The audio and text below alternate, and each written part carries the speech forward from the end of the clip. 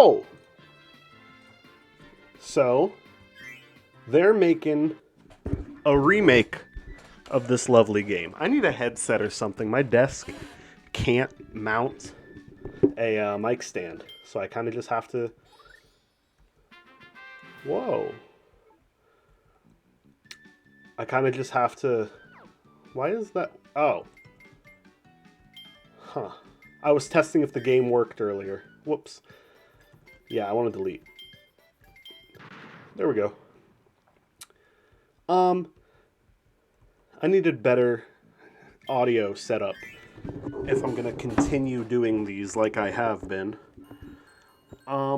Here we go. Oh, what a cute intro. Look at those cheese mountains. I used to think those mountains looked like big sponges when I was younger. Playful little rivalry. Bandana Waddle Dee, who deserves to be in Super Smash Bros., is also here. Whoa!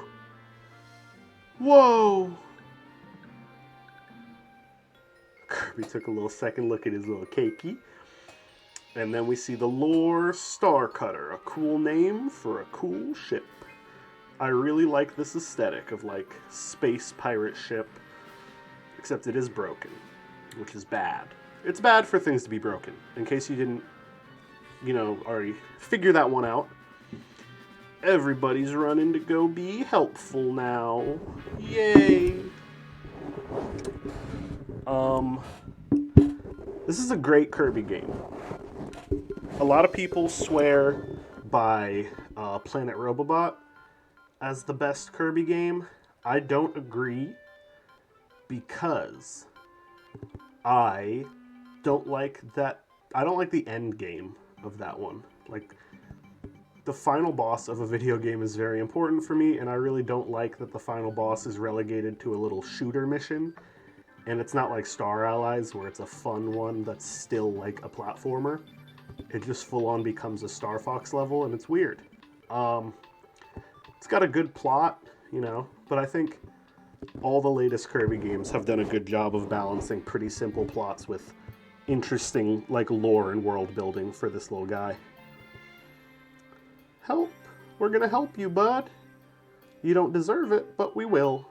I like Magolor, and I like how, if you consider Dream Collection canon, he just sort of got carried away, and he made it up to everyone by building a little theme park. Alright, let's go on a fun adventure, Magolor. We're gonna save your ship. I was so happy when Magolor was made as a playable character in Star Allies. I think Star Allies is too short. Like, it legitimately needed twice the amount of levels it has in it to be worth $60. But I really like the guest star mode and being able to play as all those different characters. It honestly almost made it worth the money for me. Here we go! Cookie Country. I love Kirby. I was born in 2000, so I grew up, when I was old enough, like when I was getting video games as a gift for me, it was like Wii and DS era, but my older brother was born in 96, so from the time I could hold a controller, I was playing, Game Boy Advance, PlayStation 1, and 64 stuff. So I grew up, Nightmare in Dreamland, Amazing Mirror, Kirby 64, and then Kirby's Air Ride. And so I grew up playing Kirby, and this came out, I think it came out in God, this is an old game. I don't remember how old I was when this game came out. I think 2007? 2011, oh my god. So yeah, 11, I was old enough to know that I really liked Kirby, I had played and replayed Squeak Squad, Amazing Mirror. I love that tree in the background. I always have. How whimsical. I had played and replayed every Kirby game I could get my hands on. Superstar Ultra, I spent dozens of hours replaying. And so then I get to, oops, I thought it would carry for longer. I finally get to, like, this was my first new Kirby game. You know what I mean? Like, it felt like it was made for me at the time. It was a new, modern console Kirby game, right as I was old enough to start being good at video games. Not that that's ever been important for Kirby. I'm getting used to the physics. I haven't played a 2D Kirby game in a little while. I am using a dolphin to play this, which is my name for a legitimate Wii remote. But to do the motion controls is pretty awkward on a keyboard. Not that I'm using a keyboard, because I'm using a real Wii remote. I was, like, there were a lot of games I was thinking about playing once I got this. I have not played them, though, because there are not a lot of Wii games with no motion controls.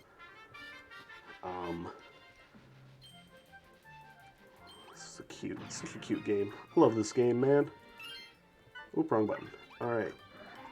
Now, I can get why people don't really like the super copy abilities. They're pretty... I mean, you just kind of hit a button and watch a cutscene over and over. Hypernova was similar, but I think it had a lot more, like, agency, you know? There were more puzzles and stuff, a bigger focus on timing.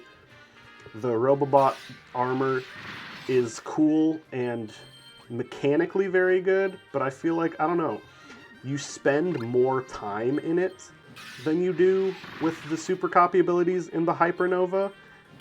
And it's like, I can excuse levels that become this at the end, but there were entire levels of the mech, and I never really liked that. I want most of the level to be just Kirby. But I also, like, I'm an adult playing these games, and the main reason I want to spend most of my time as Kirby is because most of the, like, super abilities make the game easier, and it's a little baby game for little babies. I mean, like, not that this game is... Kirby games can have hard moments in them, you know, but, like, Forgotten Land certainly isn't always the easiest game, but it's definitely not super challenging. How do I... It's hard to figure out the rhythm to use, because I have to, like, tap arrow keys with my thumb. I always thought this was really cool. I would love to see something like this come back, like I like being chased in games. It feels like a time limit. I'm ironically more scared of time limits than I am of being chased by things in video games.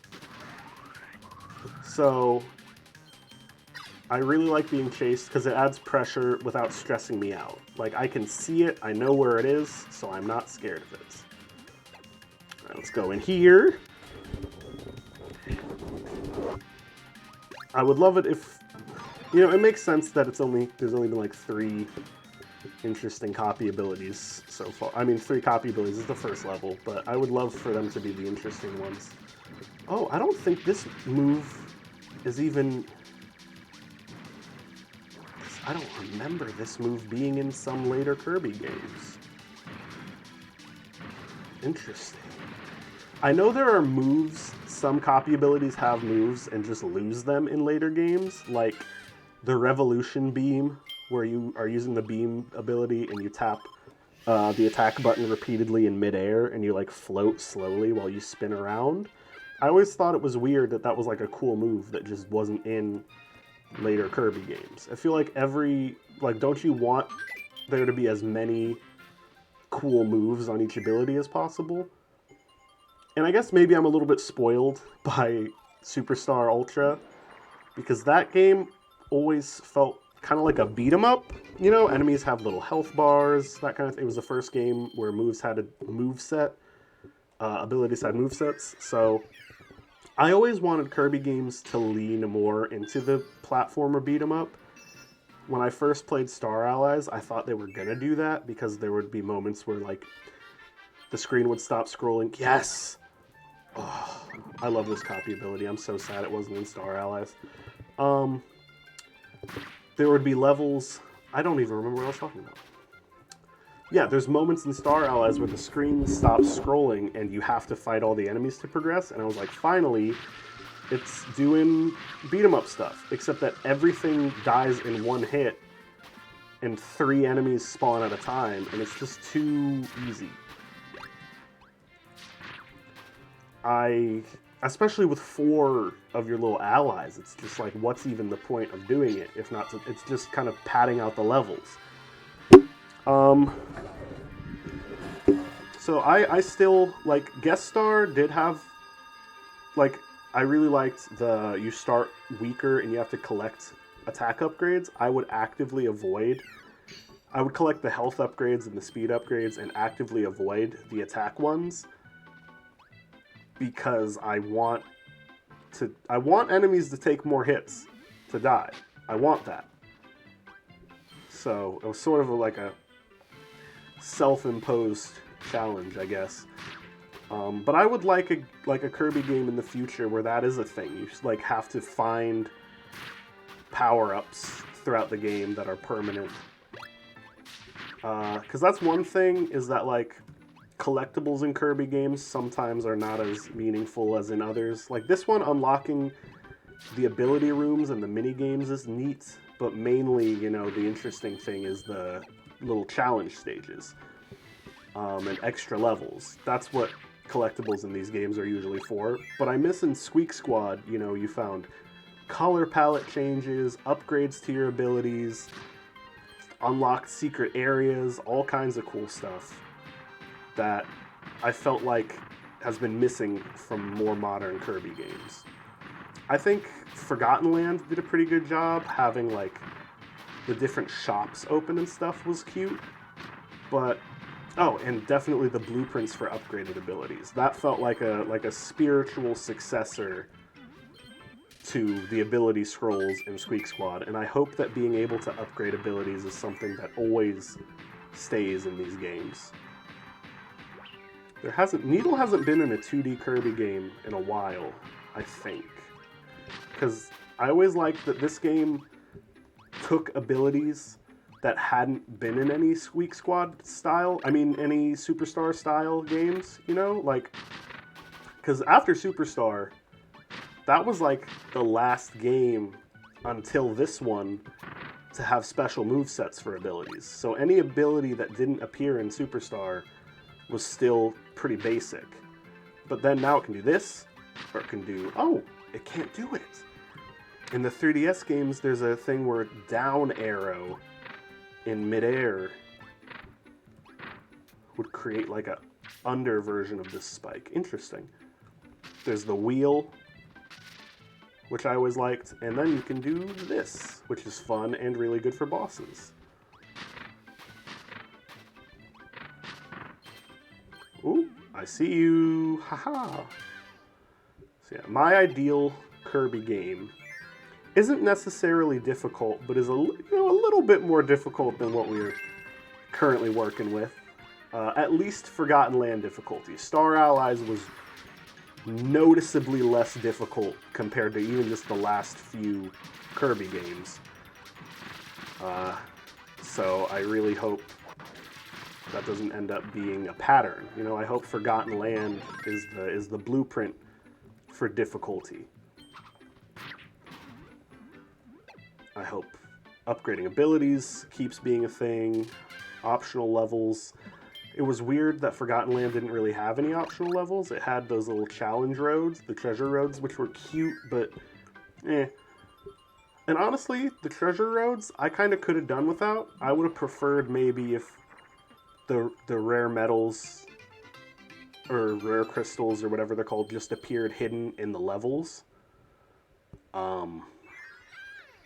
I'm nitpicking. I should just talk about things I like. I'm trying to be more positive. The backgrounds in the hub areas look like Paper Mario. which Paper Mario and Kirby are my two favorite franchises. I know Paper Mario isn't really its own franchise, but I still consider it one. I really liked Origami King. It's a gorgeous game. Obviously I would have preferred a turn-based regular battle style like Thousand Year Door, but that's fine. Although, people think that I'm like a weird little freak boy, because I like the original Paper Mario more than Thousand Year Door. Don't at me. Or do at me. I could use some engagement. I prefer the original Paper Mario. I think Thousand Year Door is good. It tells a good story. It has good characters. It's got a more interesting version of the battles. But I also think this is gorgeous. Man, look at this nice... I remember being 11 and stopping and just looking at this background. Yeah, it's not 2.5D like 64 was, but it still looks really good. Whoa. I accidentally hit that thing without... Oh, okay, let's go. Oh, shoot. Oh, I wasted Leaf for nothing.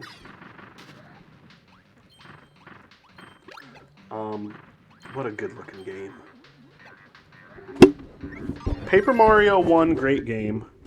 Yes, the partners are less memorable, and the story is not super interesting, but I really like the storybook fairy tale vibe it has going for it.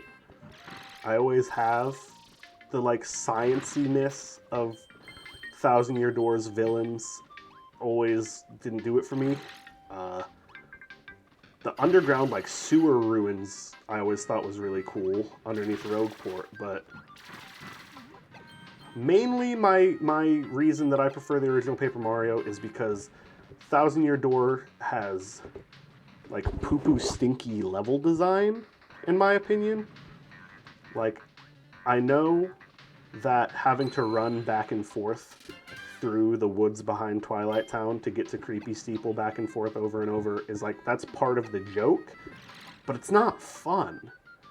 And you do the same thing in the Shipwreck chapter, having to run back and forth between locations. Even in the first chapter of the game, instead of the Koopa Fortress in Paper Mario 1, where the Koopa Bros are, just being at the end of a level, essentially, you have to go to the end of a linear path and then turn around, walk all the way back through it, and backtrack. Paper Mario,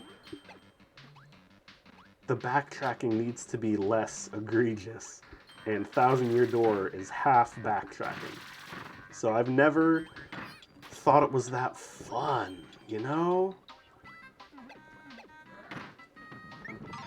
I mean, here I am, I'm not paying close enough attention to this video game that I'm playing, and I'm just running into all the enemies, so that's cool. But yeah, I really like, flower fields in Paper Mario 1, I always thought was really fun. The ice level, there's very little, generally backtracking in Paper Mario 1 is optional. You go back to an area because you found a new partner or a hammer/boot upgrade and you want to find some cool item you missed. Thousand Year Door, half of the plot progression is backtracking. And then you have to go find Admiral White, I think is his name, the Babam guy. And it's haha, it's a joke, you gotta backtrack everywhere. Except that they already did that in the Twilight Town level. There's so much backtracking. One thing I always liked about both Paper Mario games is the way they almost have Zelda dungeons, you go through Dry Desert, and that's the story part, and then you find the pyramid, and that's a Zelda dungeon. It's just puzzles and combat and exploration without a whole lot of dialogue. I always thought that was really cool, and I like that Thousand Year Door also does that. But the Boggly Woods quote-unquote dungeon is a big escort mission. That's not fun. That's not fun at all.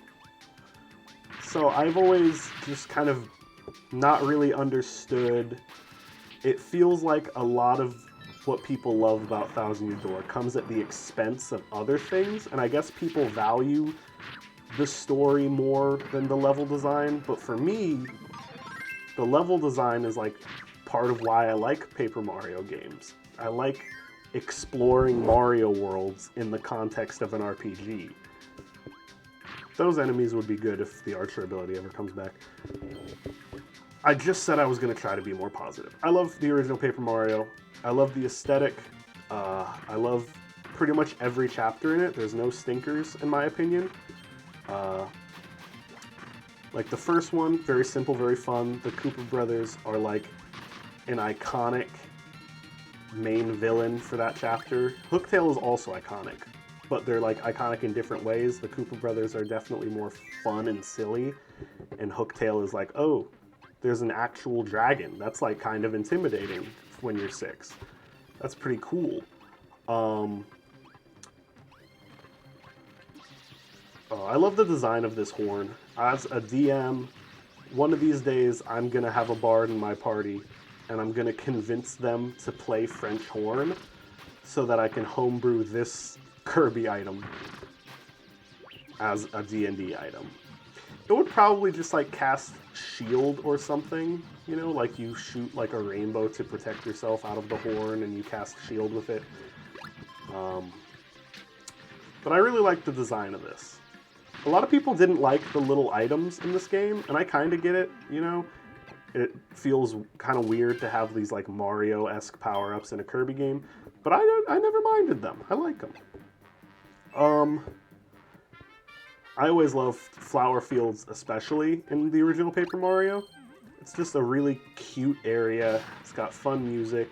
It feels like a storybook. You have to save the sun because of the clouds. It's just talking flowers everywhere. It's cute. It is very aesthetically pleasing to me. I used to make stop motion videos when I was a kid. I would sculpt little Kirby characters out of modeling clay and make it like, you know, he was going through a level I had created. And there was this guy on YouTube who made much higher quality versions of essentially the same thing. And I remember watching his videos over and over. And there was one that he did where it was essentially a recreation of this level. And every time I hear the music for when you get the super ability, the first thought in my head is YouTuber making little Kirby videos. Very nostalgic for me. I feel like a lot of my nostalgia actually comes from stuff that I experienced when I was like 11. I don't have a lot of nostalgia for stuff I played for the first time when I was like 6, and I think part of that is because that sort of stuff was always there, if that makes sense. Like, I don't remember getting Kirby 64 because I never got it. It was my older brothers and I played it. I almost have more nostalgia for Thousand Year Door than I do the original Paper Mario, even though I both played the original first and far more often. I've played the original Paper Mario probably more than a dozen times, and I've only beaten Thousand Year Door once.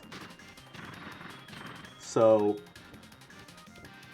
but I still have more nostalgia for Thousand Year Door for whatever reason. I think part of it might be we always lost our memory cards for our GameCube, and I have a lot of nostalgia of specifically, oh my god, the first chapter of Paper Mario The Thousand Year Door, because I just had to keep playing it over and over.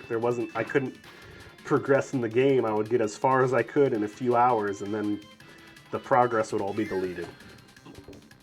So I have a lot of nostalgia for, like, replaying stuff.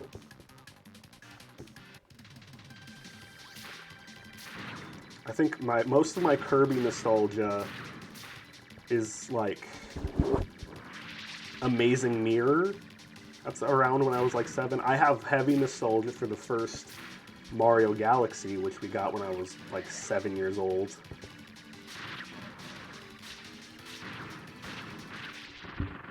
I love the leaf ability. I really like abilities that are just like interesting. Like I feel like you'd have to be kind of innately creative to think of an ability like Leaf where all the arcs for the projectiles are weird and this is a move, and it's just sort of an awkward ability to use in a way that I find extremely fun. I always loved my favorite ability in Triple Deluxe was Bell. My favorite ability in Planet Robobot, probably Poison. I feel like the favorite in this game was Spear or Water. The favorite in Triple Deluxe was Beetle. The favorite in Planet Robobot was easily PSI or ESP or whatever they called it.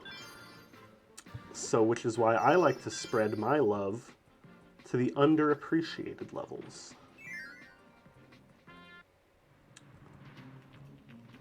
I forgot, I have like a little pun on my like corkboard in my bedroom. Why did the Scarecrow win an award? He was outstanding in his field. Heyo. I watched a lot of Muppets as a kid. I love the Muppets. I'm currently writing a script for the Big Fat Muppet Wedding, a movie that I am going to make one day when I'm rich and famous. Wow, look at that health go down. Holy moly. And here I was saying Star Allies was too easy. Oh, I gotta run. Ah!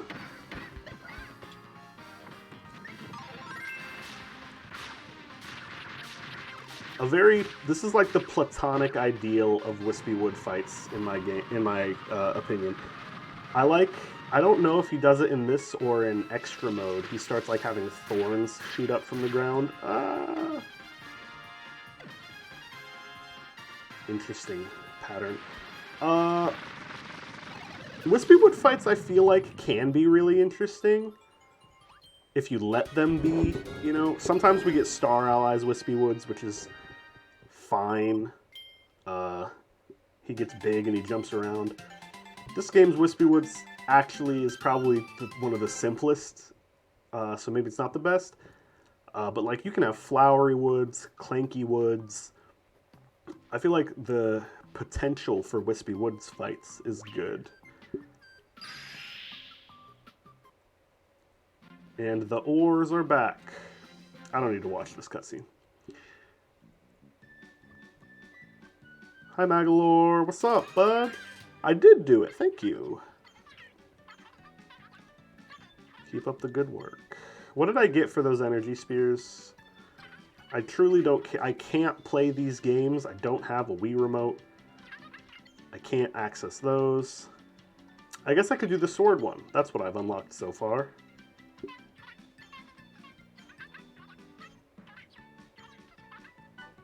All right.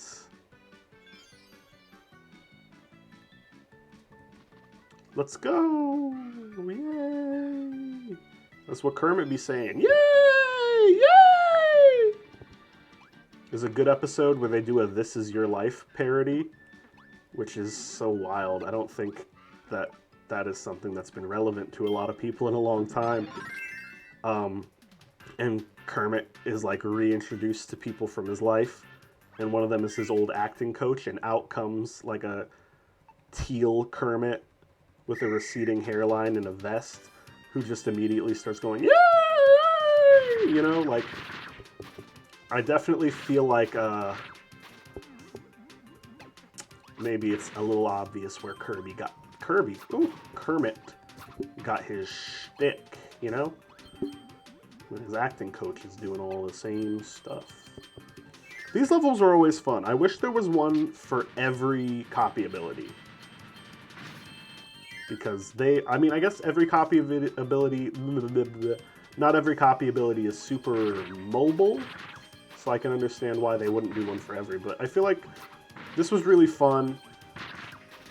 Seeing the point numbers go up is just very satisfying, you know? I want to collect the points. Oh, shit. Alright, I might have to replay. If I don't get a gold medal, I'll replay it.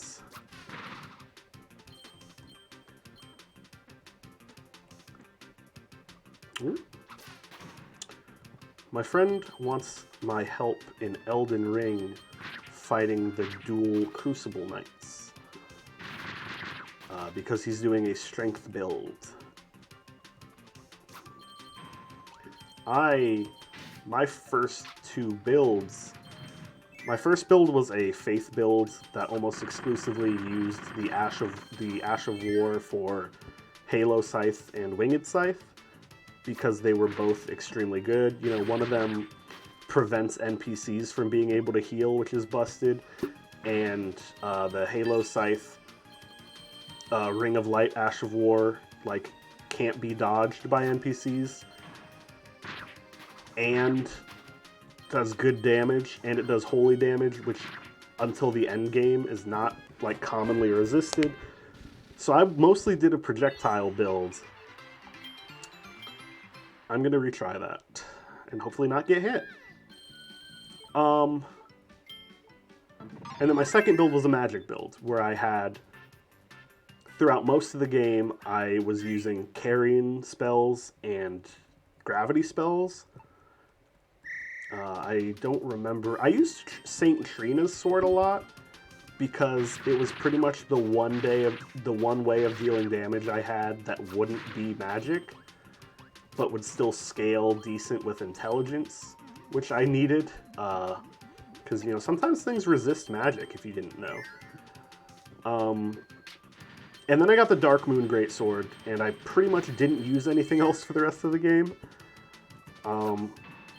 So, like, I usually do pretty projectile-heavy builds. Even when I was using the... Even when I was using the Dark Moon Greatsword, I was mostly using the projectile that comes off of it. I'm currently doing a second Faith build that focuses on Dragon Cult incantations and lightning damage, which, Dragon Cult... Lightning builds are weird in Elden Ring. Man, you can't, like, have a pure Faith lightning build. Lightning weapons scale with dexterity, which is just wrong. I had to like completely reinvest my character when I realized that, oh, I missed some shit. When I realized that I had worked super hard to get the bolt of Grand Sax, and I couldn't use it, because I didn't have high enough dexterity, and Faith wasn't even part of the requirements. So I guess it's ended up being a half dexterity, half Faith build, because the bolt of Grand Sax is my main weapon, but it doesn't scale with Faith, which is weird, you know? It's just weird. I want my magic to scale. I want my elemental damage to scale with a magic stat. Or for there to be, like, you know, there's the Flame Monk thing where you can, like, add fire scaling without focusing on Faith. And it's like, yeah, just do more of that. Let that be an option for people who want to have lightning but not do Faith. Faith should be the default, I think. I'm going back to I'm doing it again. I'm always complaining. I gotta figure something out about that. I have a finished novella. If anyone listening is a publishing agent who is interested in a novella about lesbians, let me know. One of them is trans, if that helps. If it doesn't help, I didn't want to be published by you anyway. I need this guy. Can't get it. Okay, too late.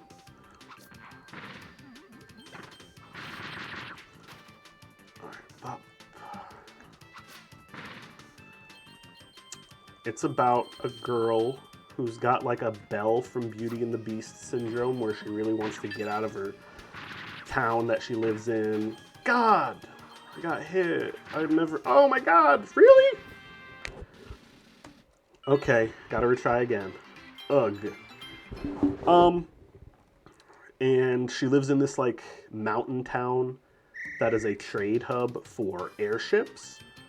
and one day she like manages to talk a stranger who's visiting into giving her a spell for free. And by talk into it, I mean that she briefly mentions wanting to like experience the outside world, and a stranger just gives her some magic for free. And so she uses it, and it makes her grow wings. And she's like, oh shoot, I don't actually know how to use these. And like she tries to fly with them, and they just start flying without listening to her, and she almost dies from falling. And she's like, I actually don't want these wings anymore. I think this was a mistake. And so her and her friend have to like track down the lady who gave her the spell that has inadvertently become a curse. And then the lady is like, man, I gave you a free spell and you're not even grateful. Come on now. And so then they have to get a doctor to remove the wings and also call the fucking police. Because it's like, hey man, you can't cast enchantments on minors without a parent present. That's illegal. Take the wings. I think it's good. It's like kind of a romance, kind of a little like fantasy coming of age. I think it's cute. I would love to publish it. I'm probably just going to end up self-publishing it on Amazon, but that's not exactly the goal. All right, did I win? Good, gold medal. Now I'm done.